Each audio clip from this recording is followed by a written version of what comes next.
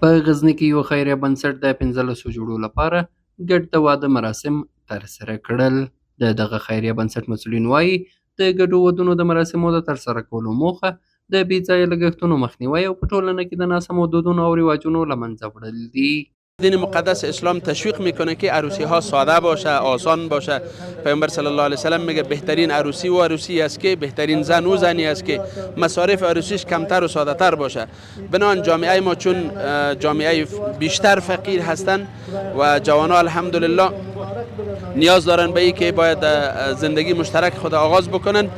تقاضای ما، تقاضای اسلام و دیدگاه کل جامعه همی است که این مصارف باید ساده، آسان، کمتر باشه. گرچه بعضی اوقات رواج‌های ناپسند سر مردم بیشتر تاثیر میکنه، تاثیرش می باشه که باز دو وقت میبینی که رواج‌ها را ترجیح داده میباشن، ننگ بیجای ترجیح داده میباشن، سیالی‌ها و رقابت‌های ناسالم را میان خود و میان قوم‌ها ترجیح داده میباشن. سبب میشه که دخترها هم در خانه پیر شوند، بچه هم به خیلی سختی نتوانن عروسی کنن. په همدې حال کې هغه جوړې چې په دغه مراسمو کې یې ګډون کړی د خپلو ودونو د ترسره کولو لپاره د کافي اقتصادي امکاناتو له نشتوالي څخه یادونه کوي او وایي د دا ډول مراسمو ترسره کولی شي د ناسمو دودونو او رواجونو په سمون او د ودونو اضافي لګښتونو په کموالي کې اغیزمن تمام شي. بسیار خوش هستیم. خواست ما از مردم همی است که بیاین دمی اشتراک کنن.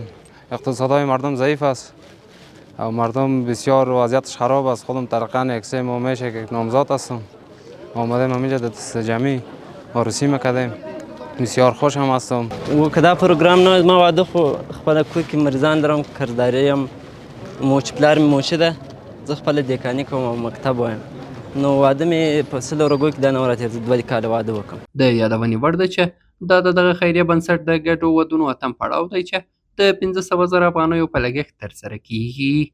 په وروستیو کلونو کې په افغانستان کې د ګډو ودونو ترسره کول په ټولنه کې په یوه غوره دود بدل شوی چې هر کال په بېلابېلو ولایتونو کې سلګونه ځوانان په دا ډول مراسمو کې ګډون کوي او خپل د واده خوښۍ لمانځي.